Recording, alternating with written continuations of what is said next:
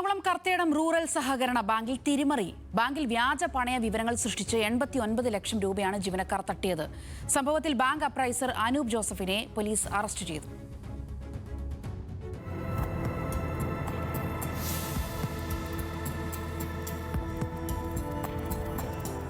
Ernakulam Karthedam rural സഹകരണ ബാങ്കിലാണ് സംഭവം.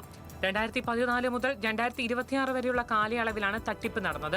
Bank appraiser Anoop Joseph വ്യാജ പണയരേഖകൾ ചമച്ച് 89 ലക്ഷം രൂപയാണ് തട്ടിയെടുത്തത്.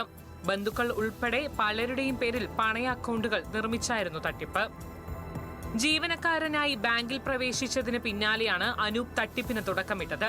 കൃത്യമായ ആസൂത്രണത്തോടുകൂടിയായിരുന്നു നീക്കങ്ങളെല്ലാം. വ്യാജ പണയരേഖകൾ ചമച്ച് ഇയാൾ പണം കൈക്കലാക്കിക്കൊണ്ടിരുന്നു. ഓഡിറ്റ് നടക്കുന്ന സമയങ്ങളിൽ മറ്റ് പല സ്വർണ്ണാഭരണങ്ങളും പഴയ അക്കൗണ്ടിലേക്ക് മാറ്റി പ്രതി തിരിമറികൾ തുടർന്നു. ഒരു ഘട്ടത്തിലും ബാങ്ക് അധികൃതർക്ക് ഇയാളിൽ സംശയം തോന്നിയിരുന്നില്ല. എന്നാൽ കഴിഞ്ഞ മാസം ചേർന്ന ബാങ്ക് യോഗത്തിന് പിന്നാലെ നടത്തിയ അപ്രതീക്ഷിത പരിശോധനയിലാണ് കള്ളി വെളിച്ചത്തിലാകുന്നത്. അനൂപിന്റെ വീട്ടുകാരി ഗോൾഡ് പണയപ്പെടുത്തിയെന്ന് പറയുന്ന റസീറ്റുകളല്ലാതെ യാതൊരു തെളിവുകളും നമ്മുടെ ബാങ്കിന്റെ കൈവശമില്ല. ഇവിടെ അങ്ങനെ ഗോൾഡ് പണയപ്പെടുത്തിയായിട്ട് രേഖാമൂലം കാണിക്കുന്നുമില്ല. അത് ഈ ഗോൾഡ് അപ്രൈസറായിട്ടുള്ള അനൂപ് സമ്മതിച്ചിട്ടുള്ളതാണ്. 55 വ്യാജ പണയ അക്കൗണ്ടുകൾ സൃഷ്ടിച്ചാണ് പ്രതി ബാങ്കിൽ നിന്ന് 89 ലക്ഷം രൂപ തട്ടിയെടുത്തത്. ബാങ്ക് ഭരണസമിതി നൽകിയ പരാതിയിൽ പോലീസ് ഇയാളെ അറസ്റ്റ് ചെയ്തു. ന്യൂസ് മലയാളം, കൊച്ചി.